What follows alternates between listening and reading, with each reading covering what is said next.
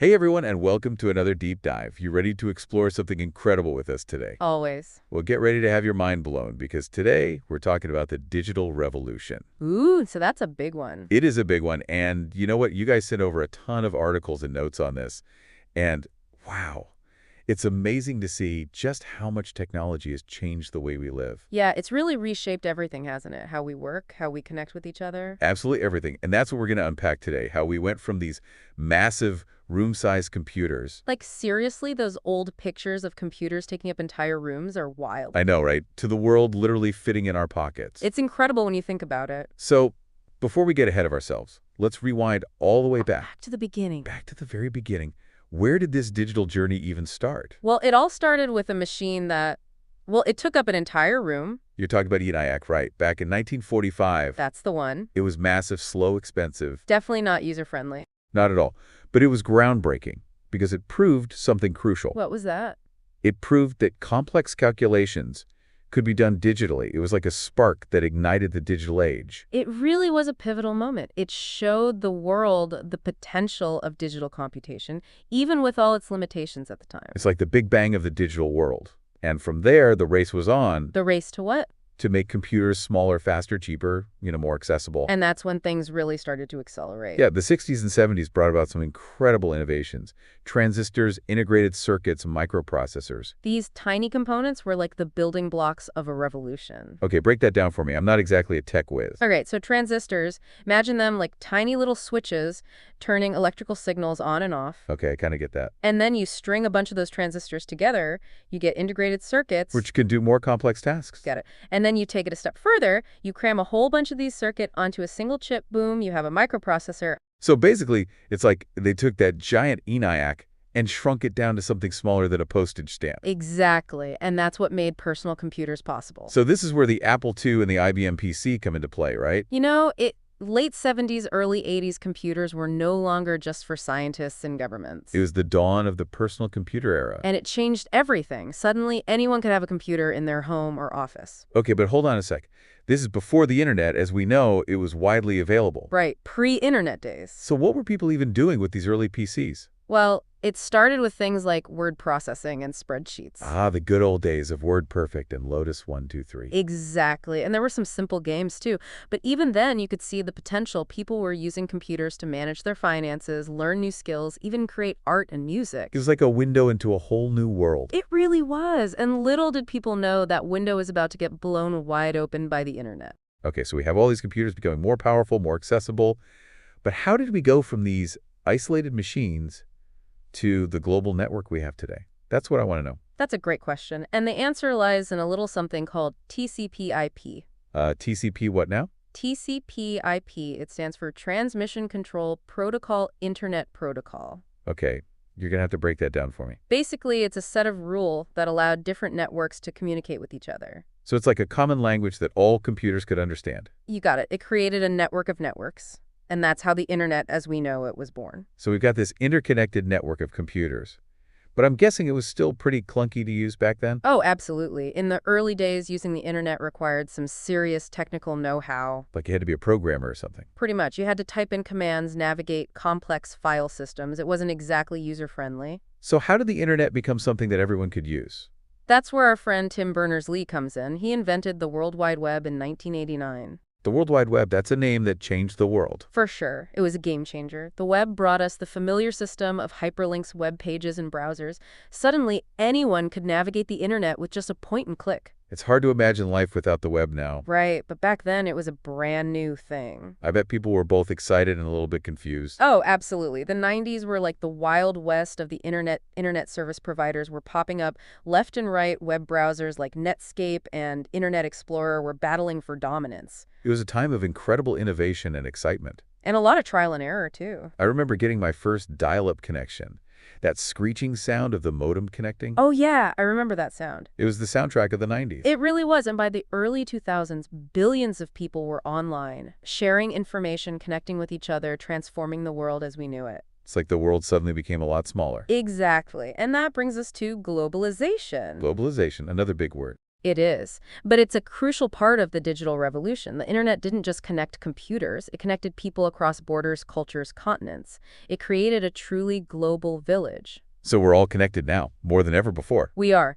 But it's important to remember that globalization is a complex issue. It's not all sunshine and roses. What do you mean by that? Well, globalization has brought tremendous opportunities for economic growth and cultural exchange, but it's also raised concerns about inequality, the exploitation of workers, and the environmental impact of global trade. So it's a double-edged sword. It is. It's something we need to be mindful of as we continue to navigate this increasingly interconnected world. For sure. And speaking of connection, I think it's time to dive into how the digital revolution has transformed the way we communicate. We're talking a complete overhaul of how we interact with each other. Remember the days of landlines and handwritten letters? Oh, I remember those days very well. It seems like ancient history now.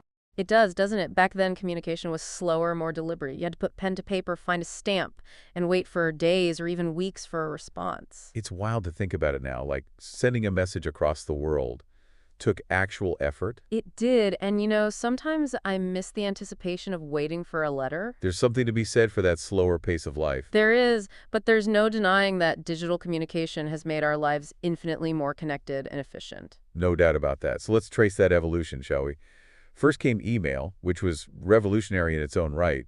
Suddenly we could send messages across the world in seconds. I still remember the first time I sent an email. It felt like magic. I know, right? And email was a game changer for businesses, too. Oh, absolutely. It streamlined communication, eliminated the need for paper memos, and allowed for instant collaboration across teams and time zones. It was a huge leap forward, and then came instant messaging. Ah, yes, instant messaging. Remember AM and MSM Messenger? Of course, those were the days. It was like having a constant chat with your friends, even if they were miles away. It was the beginning of what we now call always-on communication. We were no longer limited to scheduled phone calls or the time it took to write an email. It's like we were dipping our toes into the world of social media without even realizing it. That's a great point. Those early instant messaging platforms were the precursors to the social media giants we have today. Okay, so let's talk about the social media explosion. Facebook, Twitter, Instagram. These platforms have become such integral parts of our lives. What do you think has been their biggest impact? That's a tough one. Social media has been both a blessing and a curse in many ways. How so? Well, on the one hand, it's created incredible opportunities for connection and community building. We can connect with people who share our interests no matter where they are in the world. We can stay in touch with friends and family, even if we're separated by distance. I've definitely reconnected with old friends through Facebook, people I probably wouldn't have stayed in touch with otherwise. Right, and social media has also given a voice to marginalized communities and allowed them to organize and mobilize in ways that were previously unimaginable. Think about the Arab Spring uprisings or the Me Too movement. Social media played a huge role in amplifying those voices and driving social change. Absolutely, but of course there's a flip side to all of this. Social media can also be incredibly divisive. In what way? Well, it can create echo chambers where people only see information that confirms their existing beliefs, leading to polarization and misinformation. That's a real problem. And then there's the whole issue of privacy, right? We're constantly sharing personal information on these platforms, and it's not always clear how that data is being used. That's a huge concern. We need to be more aware of our digital footprints and take steps to protect our privacy. But it's also up to these platforms to be more transparent about their data practices and give users more control over their information. It's definitely a complex landscape to navigate. But one thing's for sure, social media has fundamentally changed the way we communicate and interact with the world. There's no going back. And the next chapter of this communication revolution is already being written with the rise of virtual reality and augmented reality. Okay, now you're talking about some really futuristic stuff. It is futuristic, but it's closer than you think. Imagine a world where we can interact with each other in immersive virtual environments, or where digital information is seamlessly overlaid onto our physical world. It sounds like something straight out of a science fiction movie. It does, but it's becoming our reality, and it's going to raise a whole new set of questions about how we define connection, community, and even reality itself. It's almost like we're entering a new dimension of human interaction. But before we get too lost in the metaverse, let's bring things back down to earth and talk about how the digital revolution has transformed the world of work. Okay, back to the real world. Back to the real world, at least for now. Right. So how has the digital revolution changed the way we work? Well, one of the most significant impacts has been the rise of automation. Automation meaning? Meaning machines are increasingly capable of performing tasks that were once done by humans. So robots are taking our jobs. Well, it's not quite that simple, but automation has definitely led to increased efficiency and productivity in many industries. But it's also led to job displacement, right? People are worried that robots are going to take their jobs. It's a valid concern, and it's not just about blue-collar jobs. AI is becoming increasingly sophisticated, and it's starting to impact white-collar professions as well. So what does that mean for the future of work? Are we all going to be replaced by robots? I don't think so, but I do think the nature of work is going to change dramatically. We'll need to adapt and develop new skills that complement the capabilities of machines. So it's more about collaboration than competition. Exactly. We need to think about how humans and machines can work together to create a more productive and fulfilling work environment. And the digital revolution has also made it possible for people to work from anywhere, thanks to the internet and collaborative tools. Remote work has become increasingly common, especially in the wake of the pandemic. It offers greater flexibility and work-life balance. But it also comes with its own set of challenges, Like what? like feeling isolated or having trouble disconnecting from work. I know I've definitely struggled with that at times. I hear you. It's important to set boundaries and create a dedicated workspace even if you're working from home. And companies need to find new ways to foster connection and collaboration among remote teams. It's all about finding the right balance, right? Harnessing the benefits of remote work while mitigating the potential downsides. Absolutely. And as technology continues to evolve, we can expect even more dramatic changes in the way we work. The future of work is going to be shaped by things like artificial intelligence, virtual reality, and the gig economy. It's both exciting and a little daunting to think about, isn't it? It definitely is. But one thing's for sure, the digital revolution is going to continue to transform the world of work in ways we can't even imagine yet. So we've talked about communication and the world of work. Now let's dive into another area that's been profoundly impacted by the digital revolution, access to information. Okay, now this is where things get really interesting. The digital revolution has democratized information in a way that was never possible before. Explain what you mean by that. I mean, think about it. Before the internet, if you wanted to learn something, you had to go to a library, enroll in a course, or find an expert in the field. Now we have the world's knowledge at our fingertips, literally. It's incredible, right? We can access information from anywhere at any time. We can learn about anything that interests us, from ancient history to quantum physics. And it's not just about accessing information, it's about sharing it, too. The internet has made it easier than ever to connect with other people who share our interests, to collaborate on projects, and to create and share our own content. We've gone from passive consumers of information to active participants in a global knowledge network. Exactly. It's like a giant interconnected brain. But with all this information out there, it can also be overwhelming, right? How do we know what to trust? That's the challenge. We need to develop critical thinking skills and learn how to evaluate information sources. We can't just believe everything we read online. It's like the Wild West of information out there. It is, and that's where digital literacy comes in. We need to teach people how to navigate this digital landscape, how to discern fact from fiction, and how to use technology responsibly. It's more important than ever in this age of information overload. I agree. So we have access to all this amazing information, but it also comes with the responsibility to be discerning and critical thinkers. It's a lot to juggle. It is, but it's also incredibly empowering. The digital revolution has given us the tools to learn, grow, and connect with each other in ways that were never before possible. It's up to us to use those tools wisely. Well said. And speaking of using tools wisely, let's shift gears and talk about how the digital revolution has transformed the way we entertain ourselves. All right, let's have some fun. Let's do it. So entertainment, how has the digital revolution changed the way we entertain ourselves? Well, for starters, it's given us new ways to create, share, and experience entertainment. Like what? Give me some examples. Well, think about it. We've gone from scheduled television programming to streaming services that offer endless choices on demand.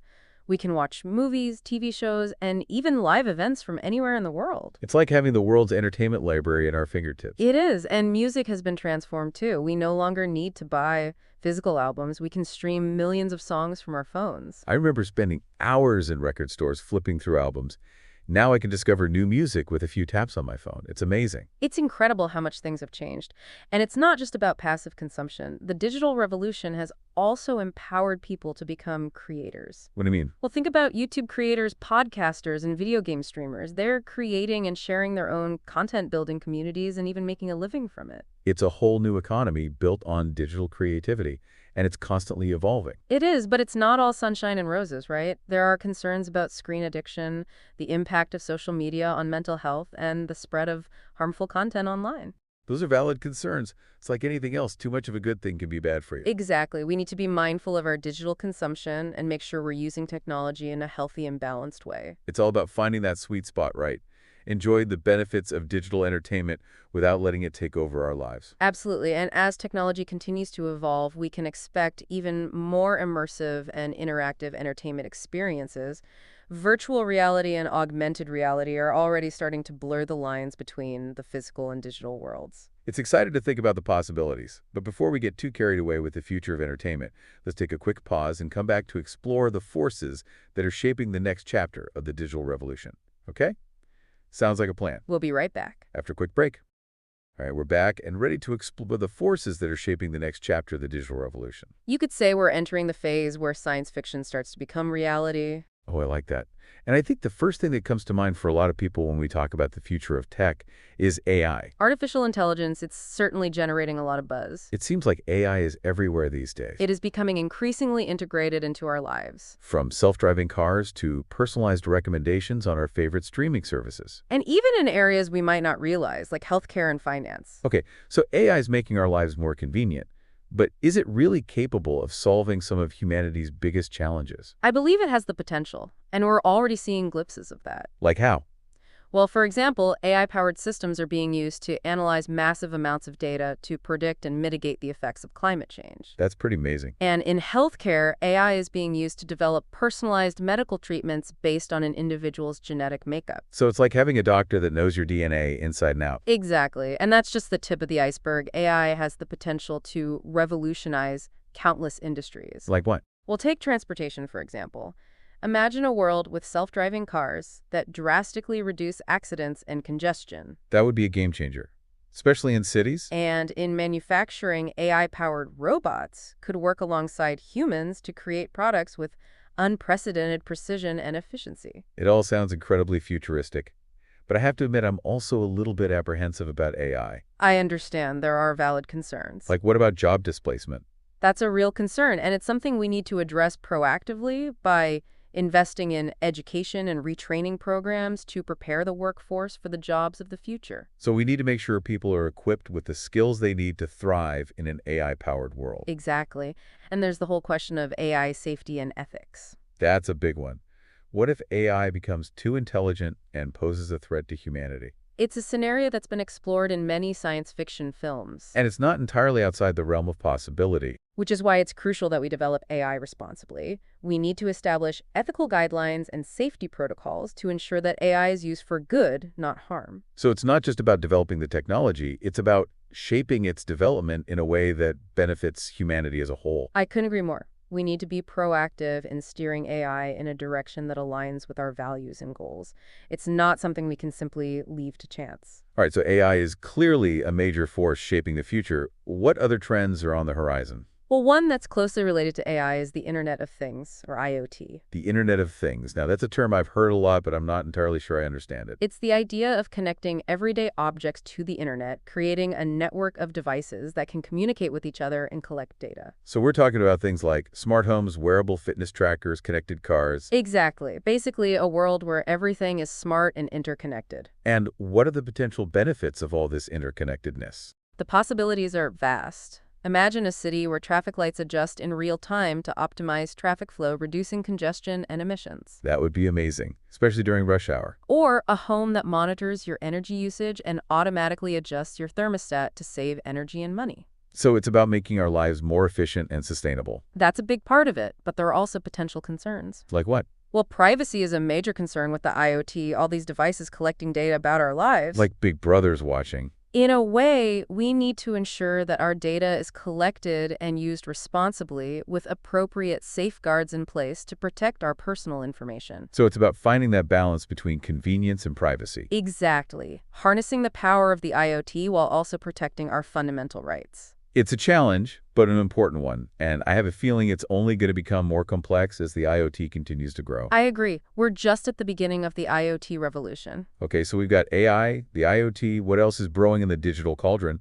Well, another trend that's generating a lot of buzz is blockchain technology. Blockchain, now that's a word that gets thrown around a lot, but I have to admit I'm still a bit fuzzy on what it actually is. I can understand that. It's a relatively new technology, but it has the potential to be incredibly disruptive. Okay, so can you give me the ELI5 version of blockchain? In simple terms, blockchain is a digital ledger that records transactions in a secure and transparent way. Imagine a spreadsheet that's duplicated across a network of computers, and every time a transaction occurs, it's added to the spreadsheet on every computer in the network. So it's like a public record of transactions that's virtually impossible to tamper with. That's the beauty of it. It's incredibly secure and transparent, which makes it ideal for applications where trust and accountability are paramount. So it's not just about cryptocurrencies like Bitcoin. Not at all.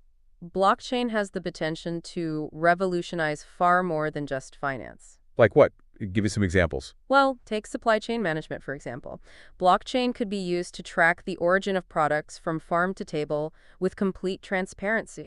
That would be amazing for consumers, especially when it comes to things like food safety. Exactly. And blockchain could also be used to create more secure and transparent voting systems. So it's about creating trust in a digital world where information can be easily manipulated. Precisely, blockchain has the potential to be a game changer in how we verify information and build trust in digital systems. All right, so we've covered AI, the IoT, and blockchain, three powerful forces shaping the future of the digital revolution. It's a lot to take in. And it's clear that the pace of change is only accelerating.